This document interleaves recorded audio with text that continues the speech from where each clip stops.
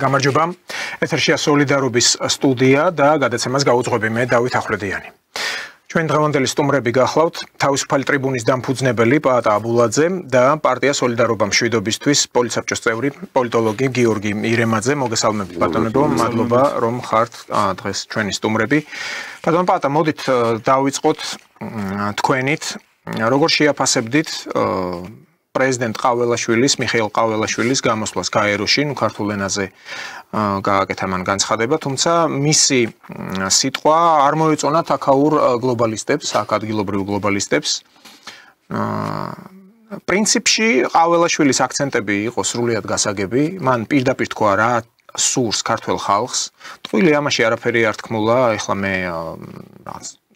ჯერ ჩემი მხრიდანაც არ იქნება ლამაზი რომ ახლა ადვოკატი გავხდე თან პრეზიდენტის ბოლოს და ბოლოს ეს იმხელა თანამდებობა რომ ნამდვილად იციან თავისი სპიჩრაიტერები ყავს და სიტყვას ამზადებენ გამომდინარე პოლიტიკური ვითარებიდან შესაბამისად. შედეგად, ჩვენ მოვისმინეთ ის სიტყვა, რაც მას ჰქონდა, მაგრამ არა ერთგვაროვანი გამოხმაურებები იყო ყაველაშვილის გაეროში გამოსვლასთან დაკავშირებით და მეტიც დღეს ის თავად შეხვდა გაეროს გენერალურ მდივანს ანტონიო გუტიერესს. ალბათ გახდება ცნობილი უფრო მეტი დეტალი რა საკითხებზე იყო საუბარი და მოდით დავიწყოთ თქვენი შეფასებით, როგორ შეაფასებდით ამ გამოსვლას. პირველი იმ ღია წერილის მერე რაც მაგან ესე ვთქვათ მაგის სახელი დაერქვა თორემ მე კი ვიცი ვინც დაწერა ტრამპს რომ იწერა სამარცხვინო წერილი ეს სამარცხვინო სრული რეაბილიტაცია მოხდა რაც გუშინ წინ მოვისმინე აბსოლუტურად ყველა საკითხი შეეხო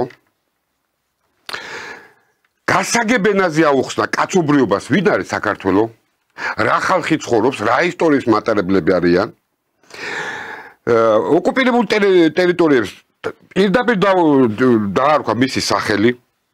მიზეზები ამ ოკუპაციის პირდაპირ დაარქვა ეს მე მინდა პირველ რიგში მოგილოცოთ, რომ როგორც იქნა ვეღირსეთ ქართულად გამოსვლა.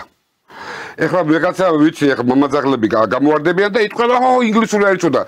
ძალიანაც კარგი რომ არ იცოდა, მაშინ ამასაც გეტყვით რა. ესე მეორე. რა თქმა უნდა, გლობალისტებს და ჩვენ ესე ვთქვათ, სოდომიტურ სამყაროს, რომელიც საქართველოშია ჯერ ყოფილ ქართველებს, რა თქმა უნდა, არ მოეწონებოდათ, იმიტომ რომ იქ ძალიან ბევრი იყო ქართულ სიამაყეზე, ქართულ ისტორიაზე, ქართულ ეთნოზე, სარწმუნოებაზე ლაპარაკი და ეს იმდენად მათთვის არის უცხო სხეული ყოფილ ქართველებისთვის უსამშობლოებს, კარგად ვიღაცამ კარგად შეარქვა ეს უსამშობლოებისთვის, რომ რა თქმა უნდა, აბა ეხლა რას ვიტყოდე, რომ აი როგორ ვამაყება, რომ აი იმას რომ ეთქვა, რომ ჩვენთან არის ჩვენ ეხლა ჩავატარებთ გეი პარადებს, ჩვენ ეხლა დავუშვებთ ერთქესიანთა ქორწინებს, ჩვენ ერთგულნი ვართ ჩვენი, ესე იგი ცალფეხზე, ესე იგი ევროკავშირის ამ სოდომიტურ სამყაროსი, თქვენ გენახათ რა აღტაცებაში იქნებოდა.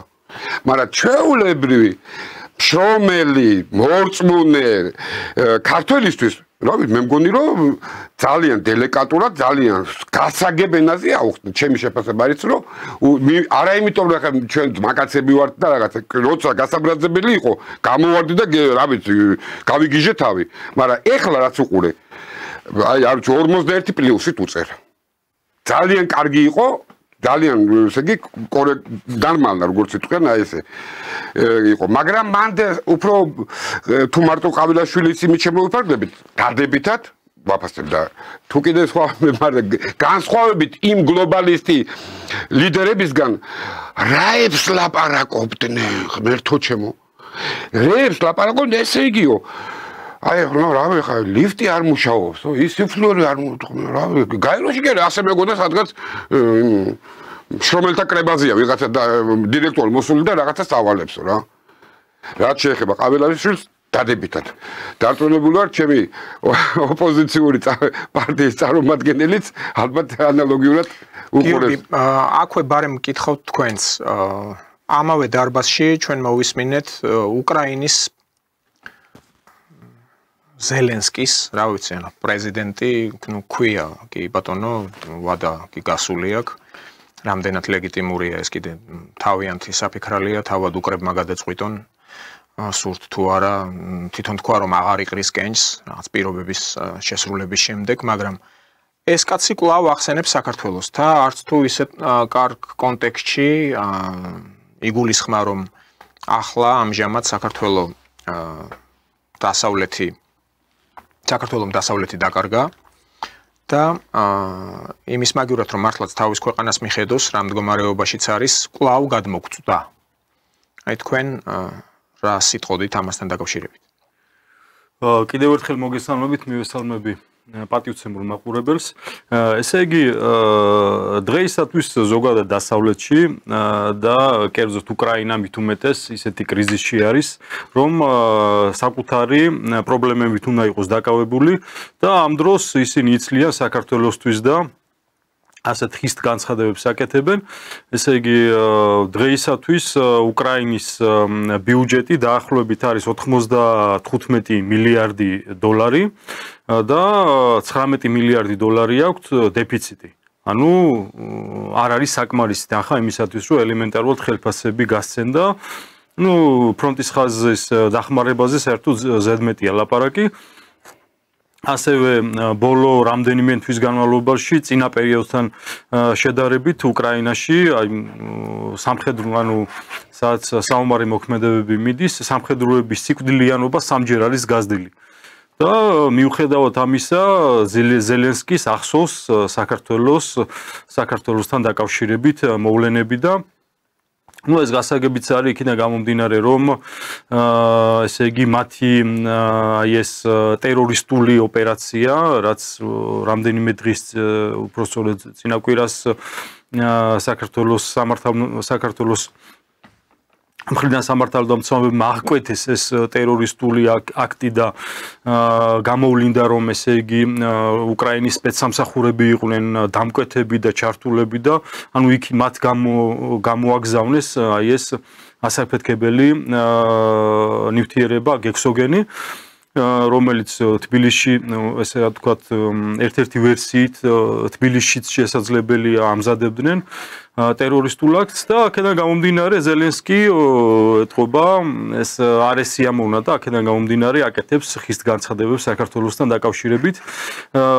არავითარი მომავალი კიევის ხუნტას არ აქვს, მით უმეტეს ზელენსკის, რომელიც ბოლო შეხვედრის დროს კიდევ ერთხელ როგორც ამბობენ, ეხვეწებოდა ტრამპს, რომ მისთვის მიეცათ გარანტიები, ესე იგი, რა თქმა უნდა, სიცოცხლის გარანტია, იმიტომ რომ თავისი გარემოცვიდანაც კი ემუქრება მას საფრთხე, ქონების გარანტია და ასე შემდეგ და როგორც ერთ-ერთმა რადის დეპუტატმა თქვა, თუ მას მიცემენ ამ გარანტიას, ის საერთოდ დაივიწყებს უკრაინას და გაიქცევა რა.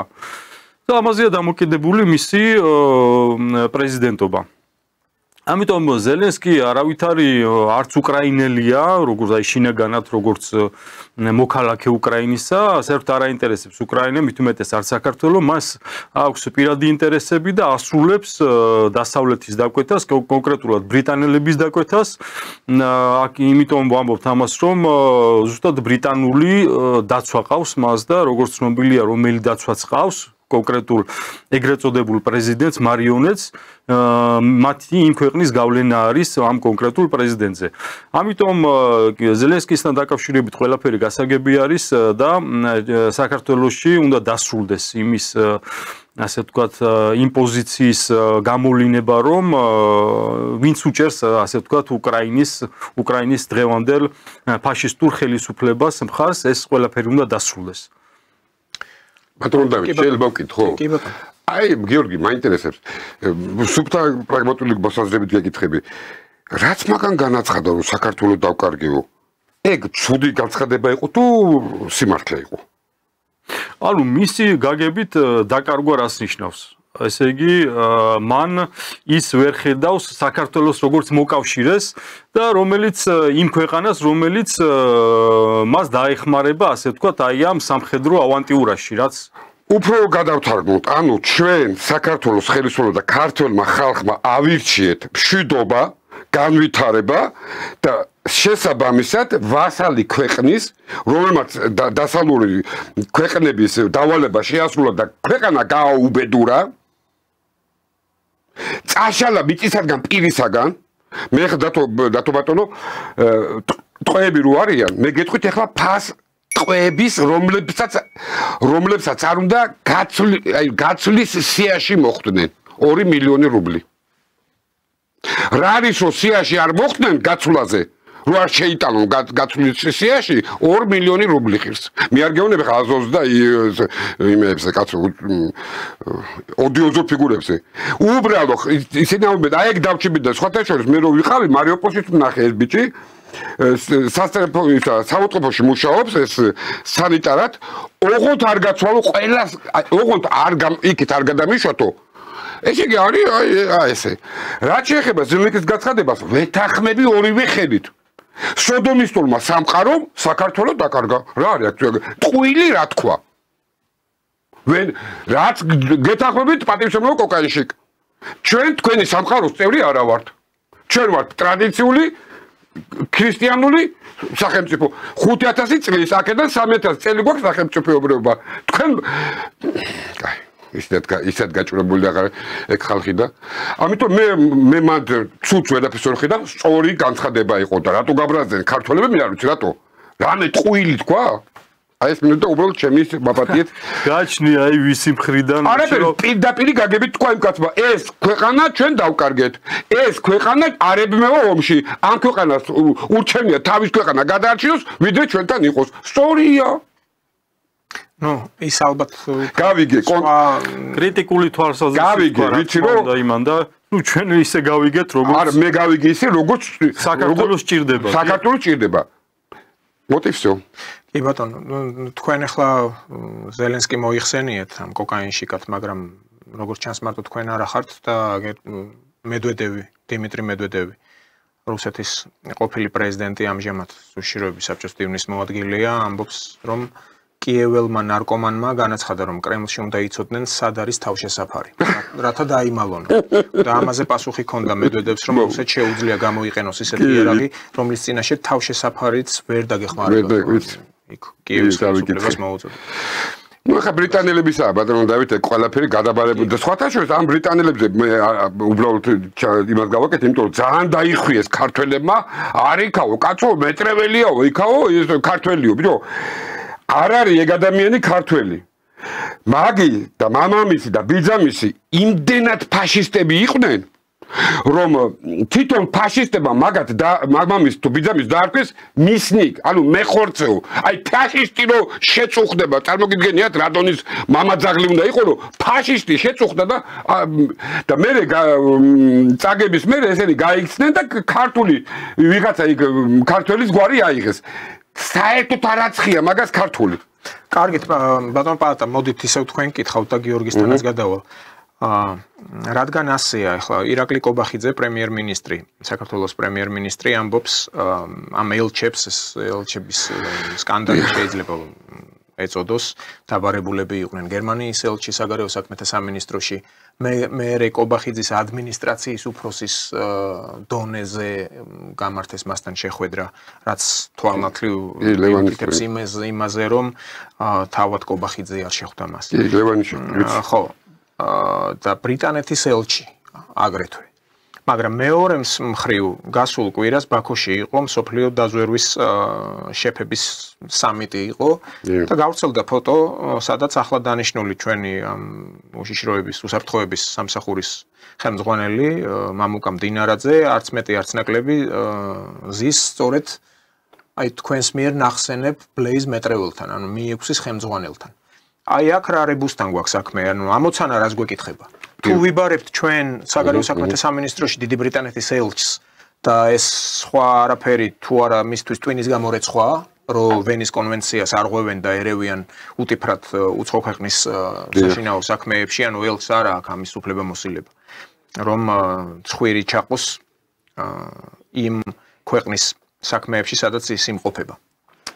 დიპლომატიური წარმომადგენლობით და მეორეს მხრივ იმ სამიტზე საქართველოს დაზვერვის ხელმძღვანელი ზის სწორედ დიდი ბრიტანეთის დაზვერვის ხელმძღვანელთან. ანუ აქ რასთან გვაქვს? გეტყვით, ეხლა პირველი იმდენად იყვნენ ისერზე თავზე შემჯდარი ამ ქვეყანაზე რომ როგორ გაგვიბედეთ დაგვიბარეთო და არა და ეს არის ჩვეულებრივი დიპლომატიური ჟენევის კონვენციით გაწერილი ნოტა გადაცა თუ რაღაც აი ესე ხდება მაგრამ იმდენად იყვნენ თავზე აღარ მინდა ცუდი სიტყვა თქვა გადასხვრილები ამ ქვეყანაზე რომ ვინმე ბედავსო კაცო მე დაბარებაზე მამაძაღლები ესენი რა როგორც იქნა ღმერთის წყალობით დიდი მადლობა ჩვენ ხელისუფლებას რომ როგორც იქნა გადადგეს ეს ნაბიჯი, კაცური ნაბიჯი, ქართული ნაბიჯი დაიბარეს, სწორი იქნეს.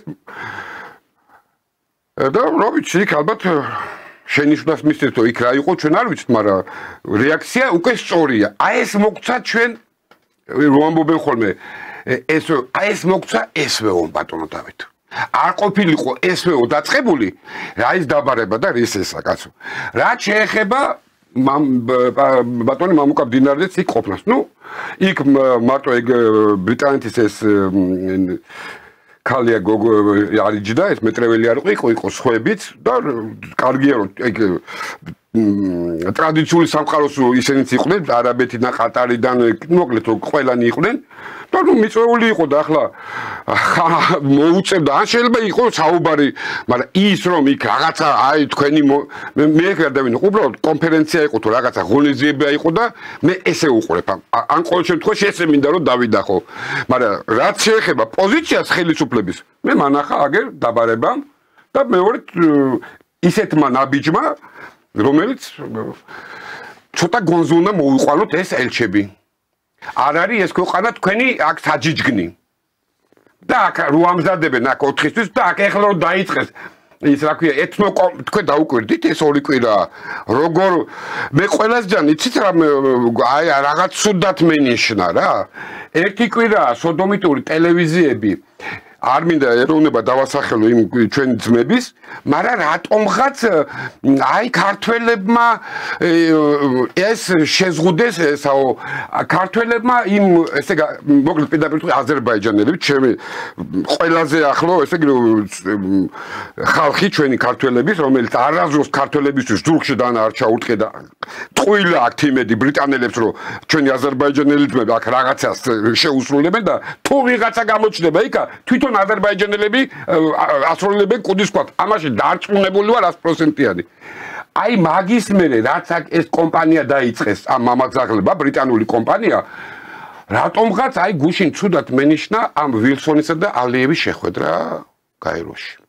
თან ეს ქართულ მედიაში შემოგვიგდეს. იმიტომ რომ ხალხის რესურსი არა აქვს როგორც გითხარით.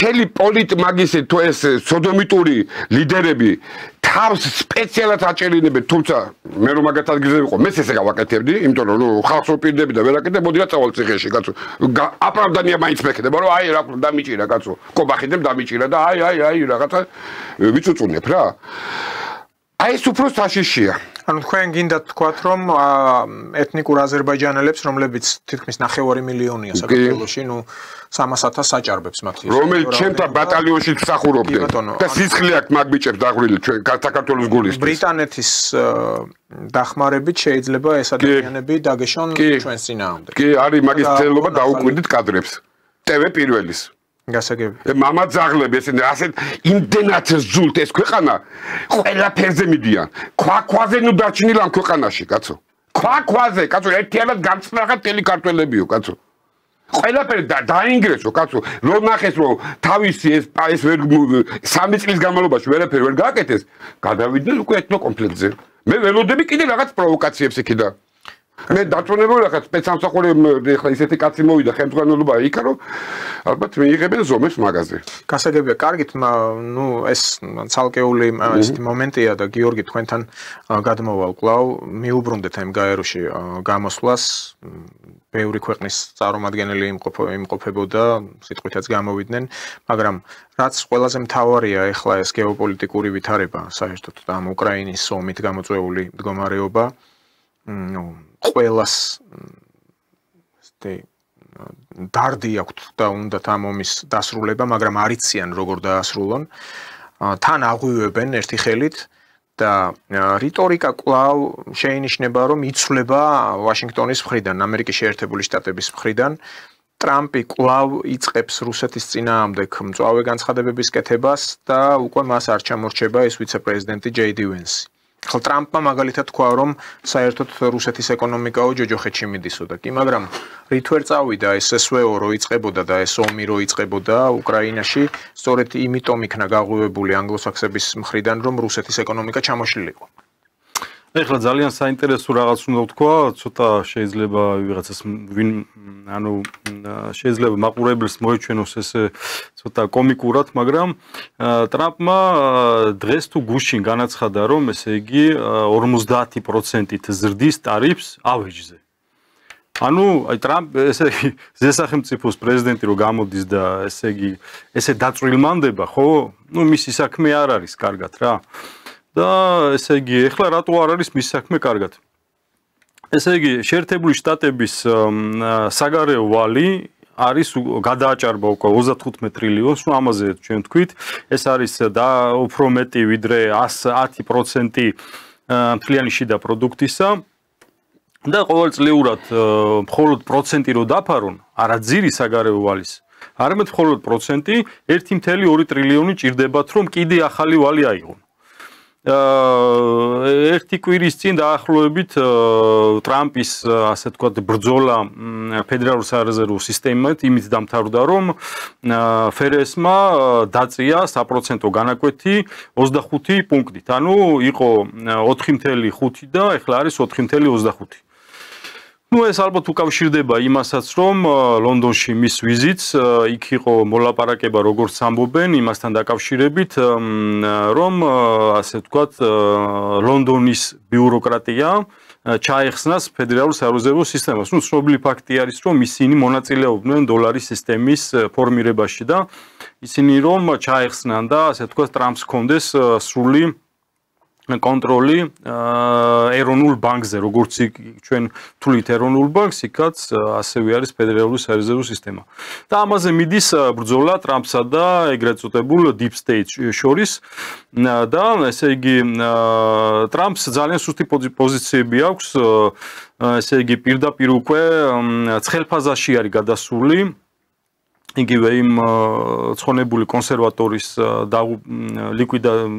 მკვლელობის შემდეგ ეს ცხადყოფს იმას, რომ იქ ესე იგი უკვე ცხელფაზაშია გადასული და ამას ემატება ის, რომ ესე იგი ჯერ ალიასკაში შეხვედრისას, როდესაც ვლადიმერ პუტინი ხვდებოდა ტრამპს, მაშინ ვაშინგტონში შეიყვანეს არმია. ნუ რამდენიმე 1000 ჯარისკაცი. ამას მოყვა ის, რომ ჩიკაგოში შეიყვანეს მერე კიდევ სხვადასხვა ქალაქებში, სადაც ესე იგი მიდის ბრძოლა ნარკოკარტელებთან, მიგრანტებთან, ანუ ესე იგი პოლიცია ვეღარ უმკლავდება და შედის ჩვეულებრივად რეგულარული ჯარი, რომ გააკონტროლოს სიტუაცია. წარმოიდგინეთ რა დაძაბული ვითარებაა შეერთებულ შტატებში.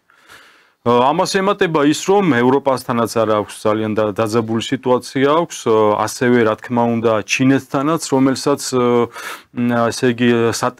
სატარიფო ომი აქვს შეერთებულ შტატებს, ამან გამოიწვია ის, რომ ესე იგი შეერთებული შტატების მოსახლეობისთვის ძალიან გაძვირდა შემოსული პროდუქცია, ჩინეთიდან მაგალითად 40%-ზე არის დამოკიდებული შტატები ჩინეთიდან შემოსულ, ესე იგი საყოფაცხოვრებო პროდუქციაზე. ის გაუძვირდა მოსახლეობას და შესაბამისად მოსახლეობის ცხოვრების დონე სულ უფრო ქვემოთ მიდის. ეს პირდაპირ აისახება ეკონომიკაზე. ეხლა საპროცენტო რეფინანსირების საპროცენტო განაკვეთის დაკლების შემდეგ ინფლაცია უფრო საგრძნობი იქნება, ანუ მთელი კომპლექსური პრობლემები აქვს შეერთებულ შტატებს, ანუ სამოქალაქო ომის წინაშე არის. და ამ დროს გამოდის ტრამპი, რომელსაც ალბათ საქმე აღარ აქვს და ყოველ დღე ცვლის თავის პოზიციას, განცხადებების შინაარსობრივად ყოველ დღე ცვლის და გაუგებარია რა პოზიცია აქვს, ლაპარაკობს რუსეთის ეკონომიკაზე, ეს ასაცილოა რა. და ასევე მან თქვა, რომ ვითომ ვლადიმერ პუტინთან დაკავშირებით გააკეთა განცხადება, რომ ვითომ იმედგაცრუებულია და ამას მოყვა ის განცხადებები, რომ ზელენსკის შეხვდა კიდევ ერთხელ დაუჭირა მხარი უკრაინას.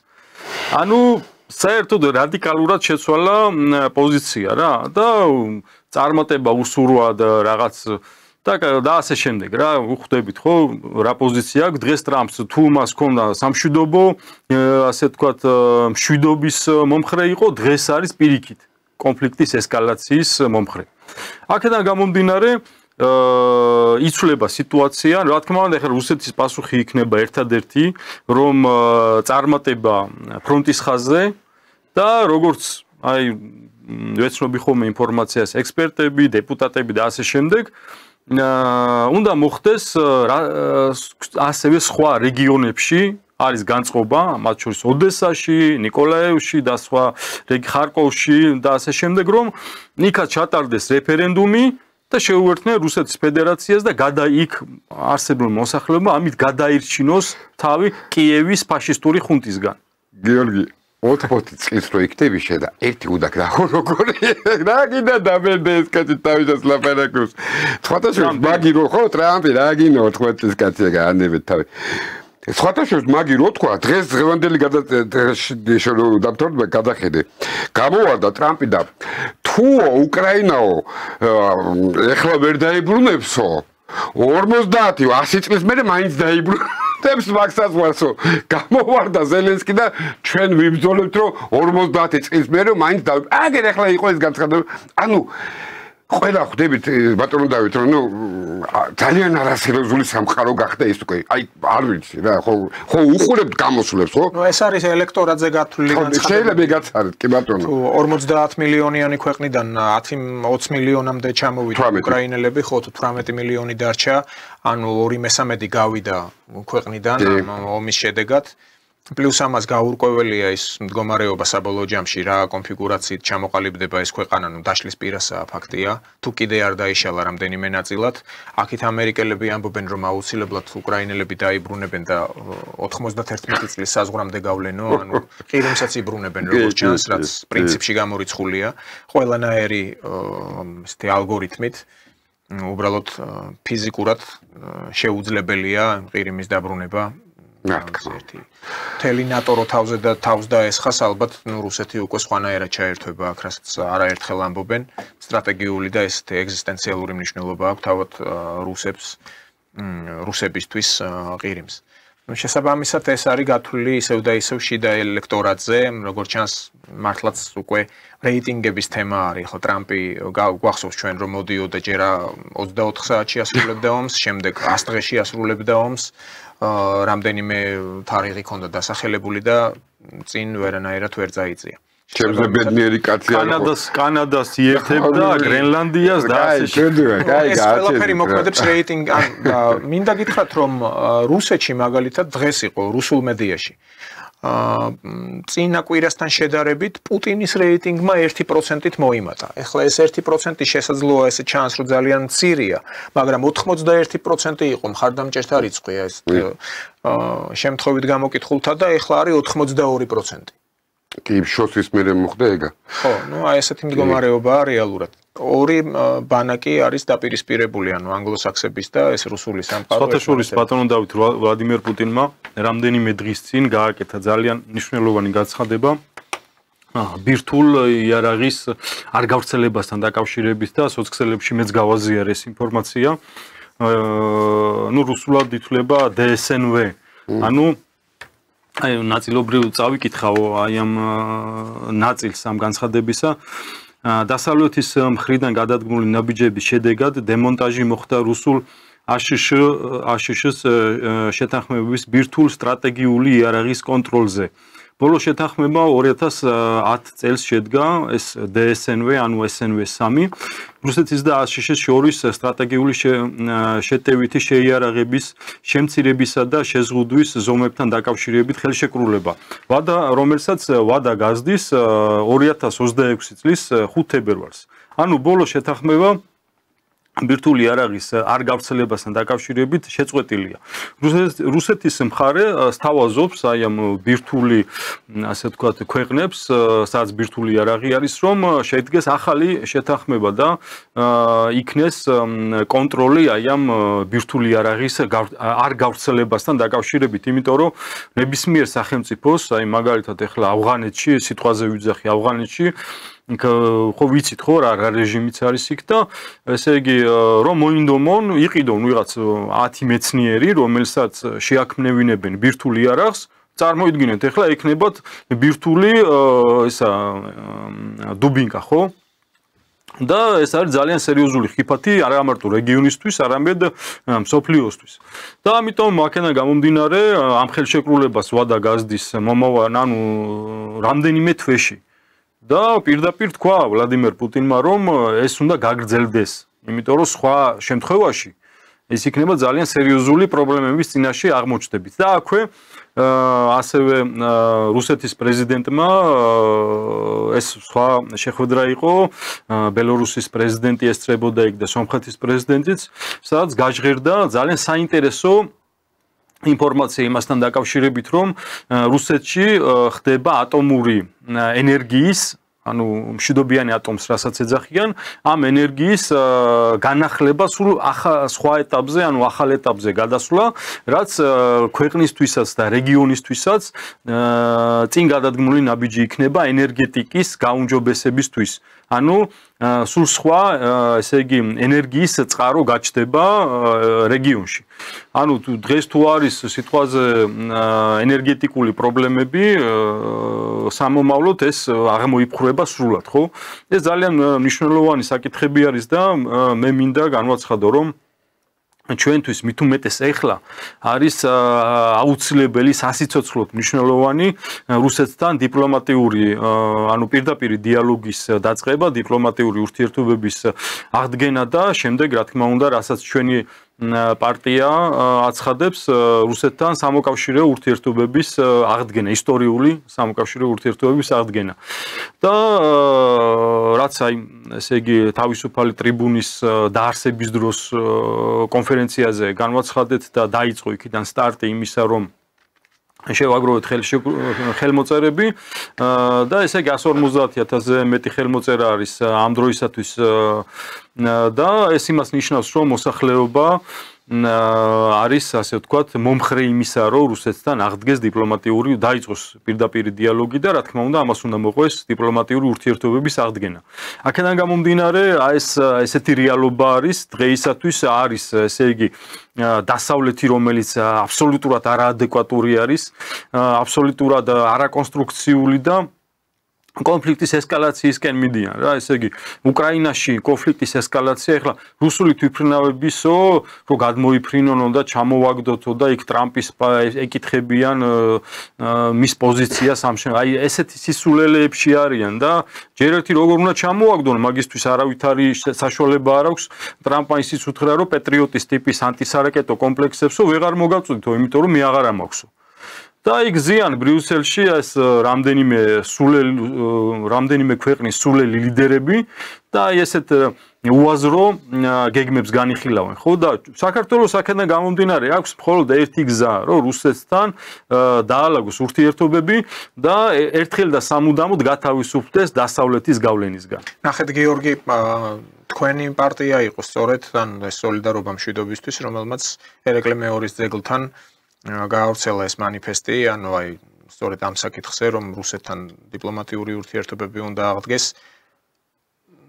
რამდენიმე დღის წინ გაიხსნა თბილისში ერეკლე მეორის. ეგ მე უნდა ვკითხო და თორად ვიცი. აი ბატონი პარტა გიფიქრე. ორივე საზრი საინტერესოა ამაზე. ანუ ერეკლე მეორის ძეგლი ახლა თელავს რო უხდება და კარგი ლამაზი ძეგლია და ფილმებშიც არის გადაღებული ერთია, მაგრამ ახლა დაიდგა თბილისშიც ერეკლე მეორის ძეგლი, ვფიქრობ რომ დაგვიანებულიც არის, მანამდეც უნდა დადგმულიყო. დაახლოებით. ახლა როგორ ფიქრობთ, ეს არის სიგნალი იმისკენ, რომ შეიძლება რუსეთთან დაიწყოს ხელისუფლებამ ურთიერთობების დალაგება? ახლა ყაველაშვილი კი ამბობდა გაეროს ტრიბუნიდან, რომ ჩვენ ყველანაირად მშვიდობისკენ, ანუ დავიცავთ მშვიდობას და კარგი ვქენით, რომ ყველაფერი გავაკეთეთ იმისთვის, რომ ქართველი ხალხი საქართველო არ ჩართულიყო ომში. ეს პრინციპში გზავნილია რუსეთისთვისაც.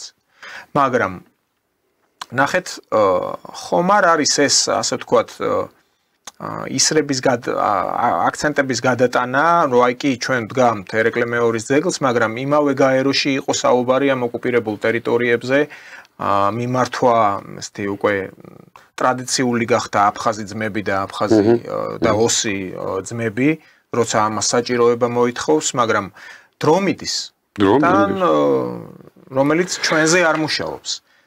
აი თქვენ როგორ ფიქრობთ ახლა ეს ერეკლე მეორის ძეგლის დადგმა რას უკავშირდება?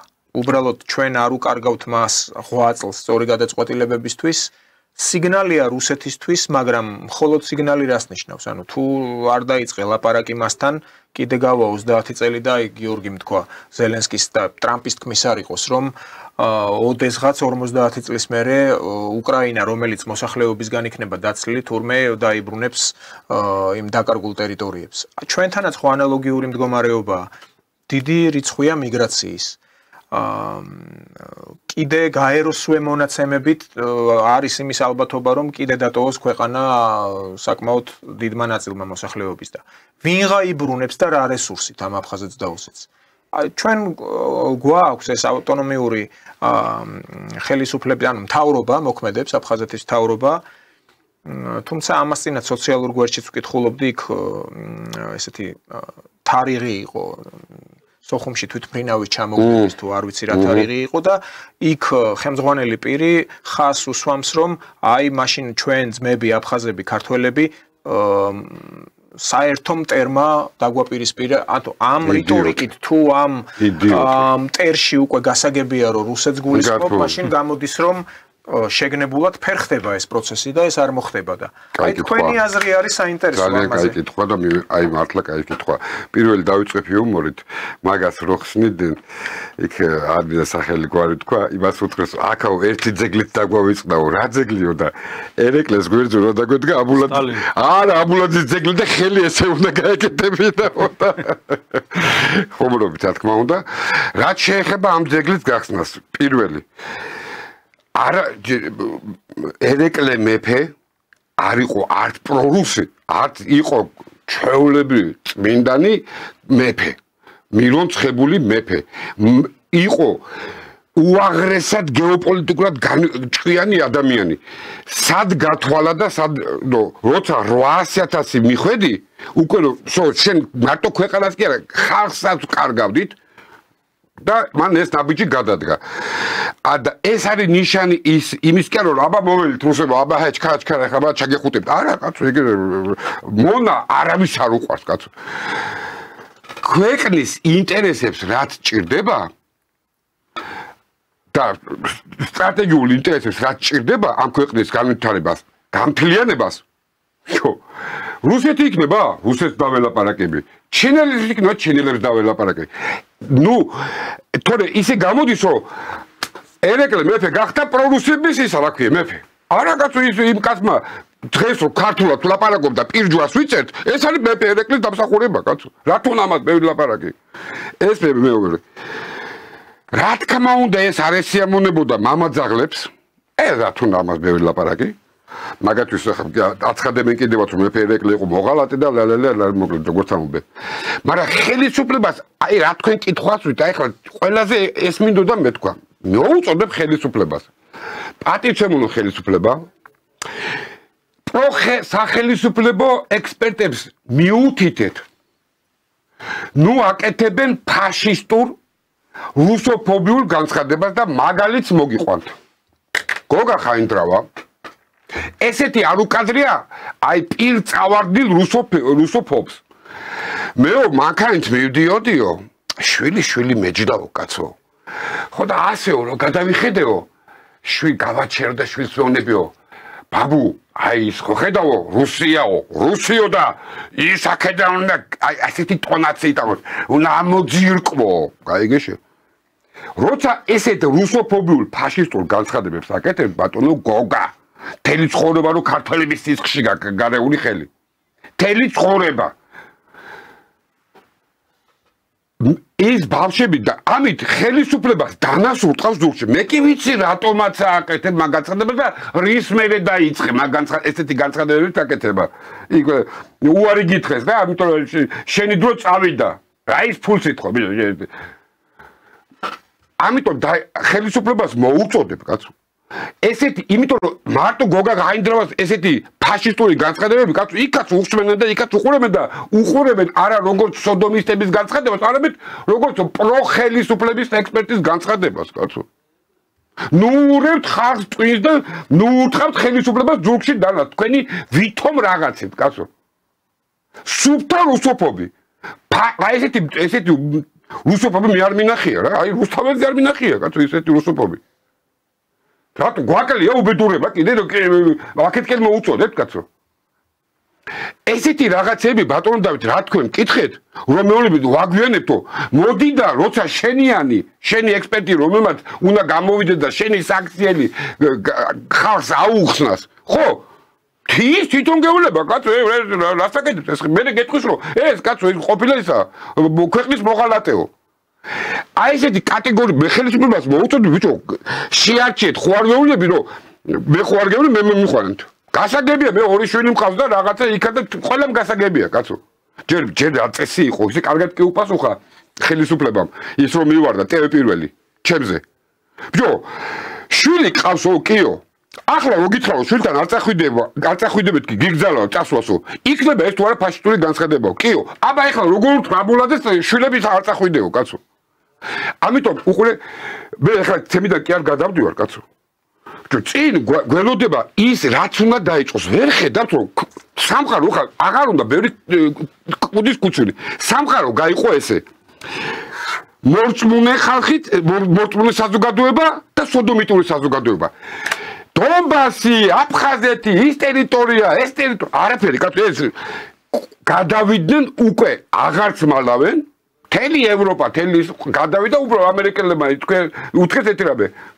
მე ცოტა შორს იმიტომ რომ მე ჩემ ქვეყანას არ გავანადგურებინებ იარაღი გინდათ ერთმანეთის დასაწყეთად მაგის მეტი რა მაქვს მობრძანდით კაცო ოღონდ თქვენ ერთმანეთი წვიდეთ და მე ფული ვაკეთო მაგითო რა პრობლემაა ამიტომ ქვეყანა კაცობრიობა გაიყო ესე ორ ნაწილად სოდომიტური სამყარო რომელიც ყველანაირ ბესპრეცედენტზე მიდიან აი ყველანაირ აღვინახვის აქციაზე მიდიან არ ერიდებიან ბავშვების ხოცას რა ნახა შემათვალება გუშინ წინ კაცო წყალზე ვიხნე ბავშვები მისულები აი ეს ოჩერეში რა წყლის სისტემით გამოვიდები დაბომბეს 38 ბავშვი ეგრევე გაათავეს ადგილზე ვინმე ხმა მოიღო კაცო ანუ ის სამყარო არის ყველაფერზე წარსვლელი უკვე კაცო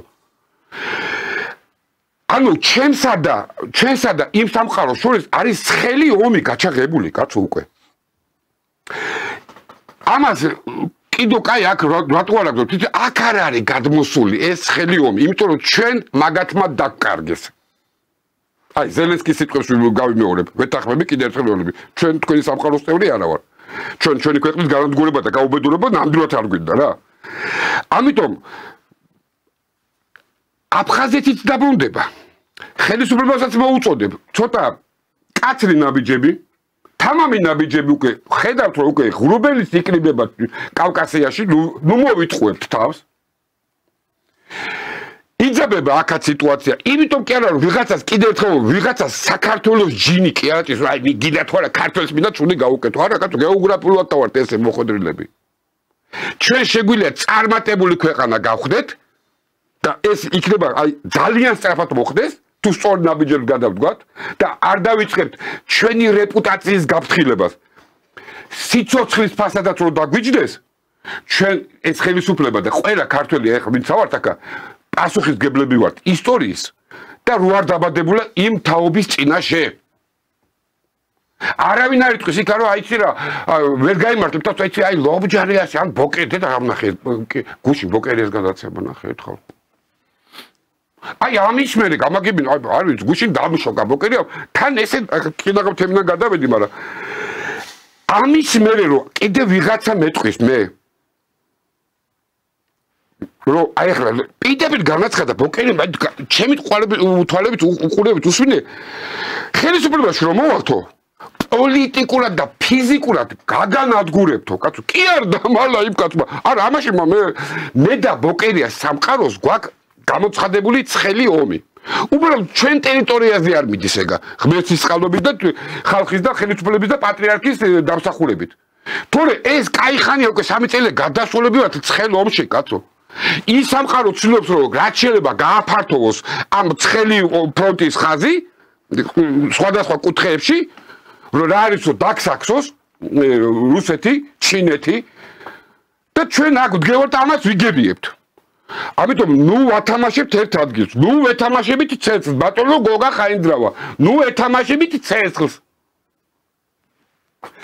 თქვენ იქნებით მე თქვენი შთამომავლობით იქნებით პასუხისგებელი აქ რომ უბედურება დატრიალდეს რა. თქვენ რუსო ფობო თქვენა. ნუ ეს ეს მინუტა მეთქვა და რაც შეეხება ხელისუფლებას. არც ერთი ნაბიჯი უკან. 4-ში რაც მე გუში მოკერიას ნახე კიდევ ერთხელ შევახსენებ მე ფაქტს ლუკაშენკოს ფაქტს. როგორც კი დაიძაბა სიტუაცია ბელარუსიაში 2020 წელს მოკიდა თავის შვილს ხელი გადაიკიდა კალაშნიკოვი მივიდა სპეცნაზსა და ხელით ესე უთრა ანუ ამით განცხადება გააკეთა რომ თავის ძალოვნებს უთრა მე თქვენთანა ვარ ოჯახითა ვარ თქვენთან ერთად და სროლაზეც კი წამოვალ ოღონდ ეს ქვეყანა გადარჩეს და ხალხმა და ამ ძალოვნებმა მასში დაინახეს პატრონი კაცო როგორც გინდა თქვენი შეაფასეთ ახლა ეგა ქვეყნის პატრონი რო დაინახეს დათო დედის საფლავს ფიცავარ ზუსტად ერთ კვირაში ერთ კვირა აი ეს ერთ კვირაში 5 დღეში დაამთავრეს ეს აქციები მიხვდე რომ აქ როგორც იტყვია რუსები რა ზეს ნეჩევალავიც უჟე ეს ყველაფერზე მოდის აი ნეჩევალავიც უძახეთ თქვენ და ხაზარაძე და კახარია შეხვედრილან ერთმანეთს ერთ-ერთ ევროპის ერთ-ერთ ქვეყანაში რატომღაც არა კონკრეტებენ რომელ ქვეყანაში ნუ არ მინდა ვიფიქრო რომ ეს იქნება ან დიდი ბრიტანეთი ან გერმანია არ ვიცი ან ყოველ შემთხვევაში ევროპის ერთ-ერთ ქვეყანაში შეხვდნენ ერთმანეთს გააფორმეს მემორანდუმი ერთობლივ განცხადებაში ნათქვამია რომ პარტიებს შორის ეს მემორანდუმი შედგა გიორგი თქვენ როგორ ფიქრობთ ახლა ესენი გვახსოვს ჩვენ სალომე ზურაბიშვილი ბოლო მომენტამდე როგორ მოიხსენიებოდა თავადაც მოქმედი პრეზიდენტი ვარო ამ ყაველაშვილს არ ცნობდნენ ახლა ყველა საუბრობს კაიროში მის გამოსვლაზე სხვადასხვა შეფასებები კეთდება თვითონ აი ამ გლობალისტების მხრიდან და ესენი რო ერთიანდებიან ახლა ის რო სხედან ერთად ფოტოც დევს საინფორმაციო სააგენტო ავრცელებს ამ შეხვედრის ფოტოს თქვენ როგორ ფიქრობთ ახლა ერთია რომ შესაძლოა იმხელა რესურსი არ აქვთ მაგრამ ვითარების ასარევად როგორ ჩანს მათ მაინც აქვთ გამოყოფილი არა მხოლოდ სახსრები არამედ საკმაოდ კარგად ინსტრუქტაჟსაც გადიან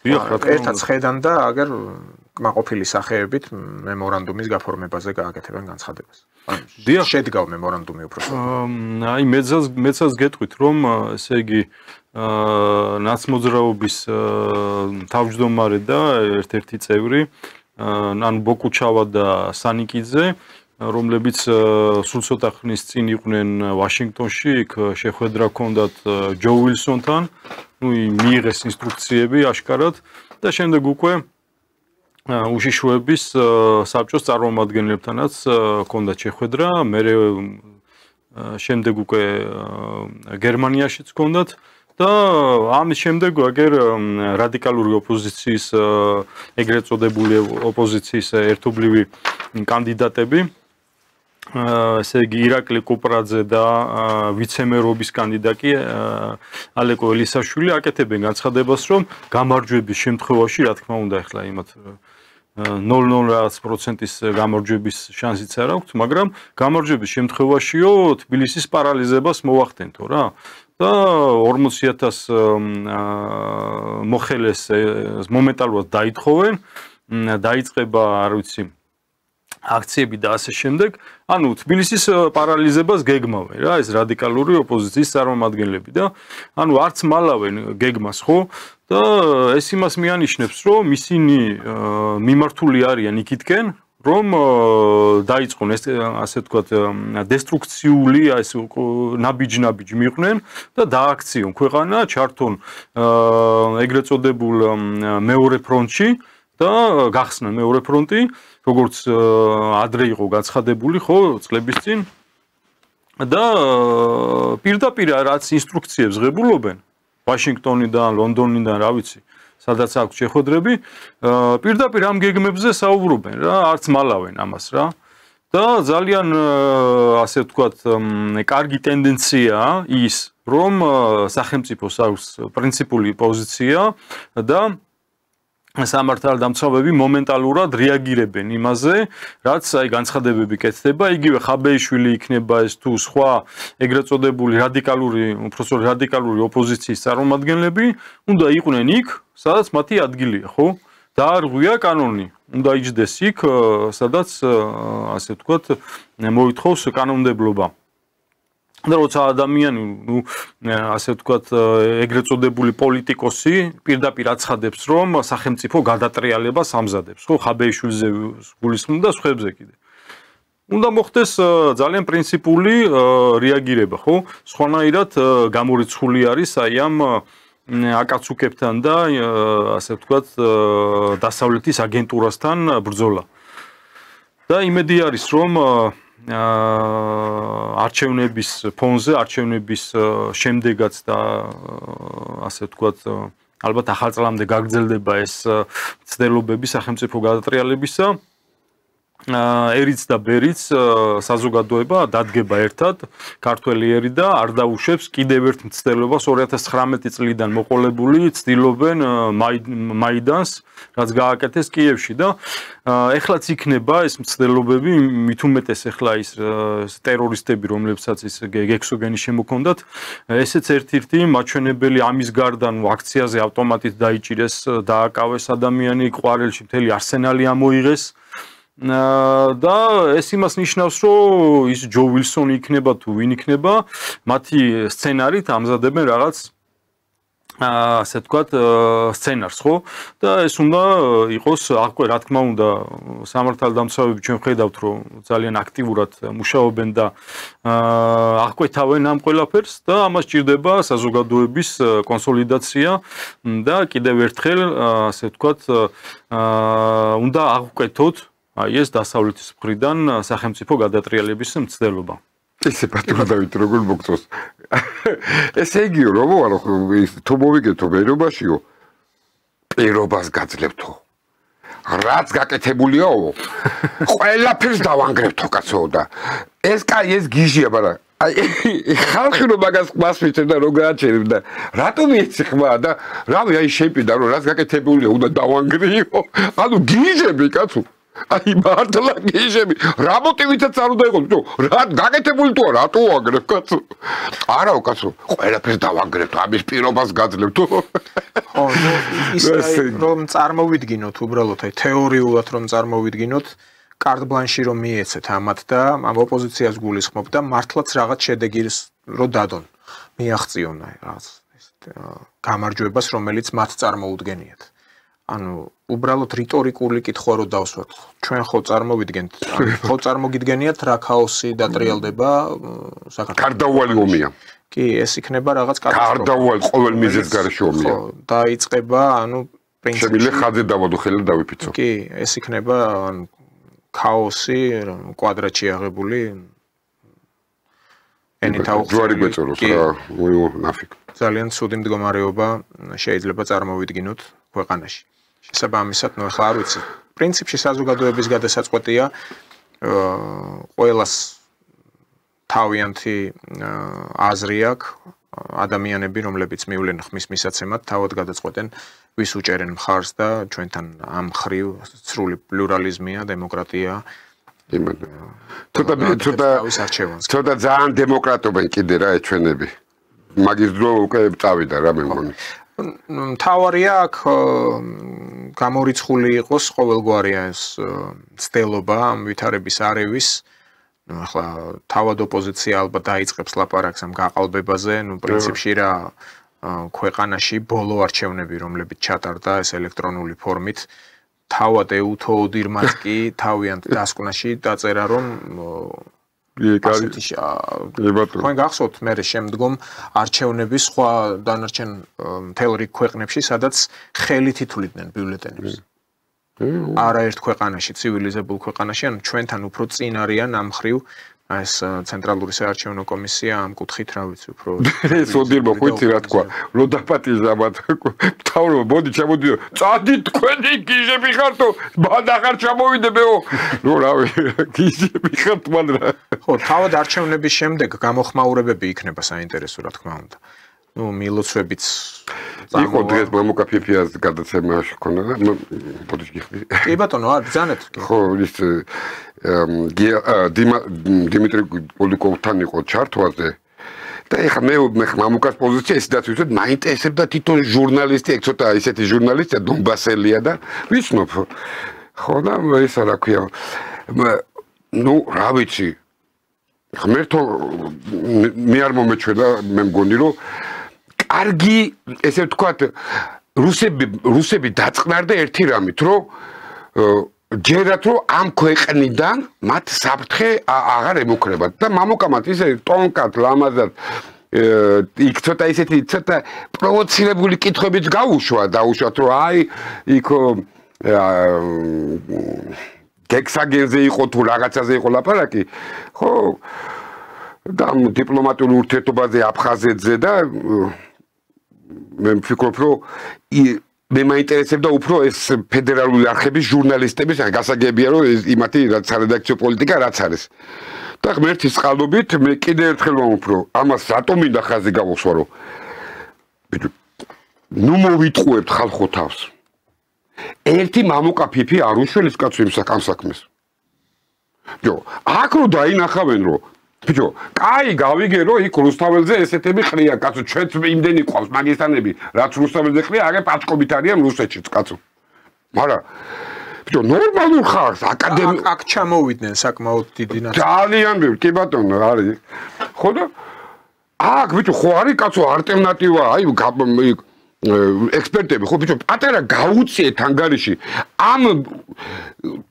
ამ ცუნამმა რაც სოფლიოშია დაწყებული გადაიაროს კაცო და მე რაც გინდა ის ქენით კაცო და ბატონო დავით ერთი მინდა კიდე ჩვენ ყოფილ მომხრეებს უთხრა რომ გაბრაზდებიან ხოლმე და ქვეყანაზე იძიებენ ხოლმე შურს მე რატომღაც ესე გამოსდით რა ბიჭო აგერ ერთი კვირის წინ ისე მატკინეს გული ჩემმა რომ მართლა ვეუბნებოდი მეუღლეს რომ თან უნდა გავყიდოთ ეხლა ეს რაღაცეები სახლი და წავიდეთ რა მოსკოვში რატომ ბოლო ხო შვილი და შვილიშვილები მყავს და ნუ რავი აბა იმ დონეზე მატკინეს გული მაგრამ ბიჭო ეს არის ჩემი საკითხი ბიჭო ქვეყანაზე ხო არ უნდა ვიძიო შური კაცო რას ქვია ბიჭო ხალხ შეიძლება იქ ვიღაც არის რომ შენ რაღაცა გულს გტკერებს მე ყველას ესმის ეხლა ვინც ხდება ყველა იმ ხალხს კაცო შენ ხელისუფლებაზე გაბოროტებული გაბრაზებული შეიძლება სამართლიანად ალბათ სამართლიანად მოდი ვთქვათ ბიჭო ქვეყანამ რა დაგიშავა ამით ხო ისარგებლეს ის მტერი კაცო ბიჭო მოვა მაგის დრო დავჯდებით და მაგიდასთან დავისაუბრებთ კაცო მაგრამ თუ ქვეყანას ჭირდება ჩემი მართა გვერდზე დგომა თუნდაც მე ვინც გული მატკინა ბიჭო რავი დაუდგები სულ რო გამოგდეს მაინც დაუდგები გვერდში კაცო იმიტომ კი არა ის მომწონს ბიჭო სულ არ მაინტერესებს ბიჭო რავი ხვალინდელი დღე მინდა რომ ქვეყანაში იყოს შვიდობა მინდა რომ დღეს რომ დადიან გოგო ბიჭები ცეკვავენ რავი კაფეებში დადიან მინდა ეს გაგრძელდეს რა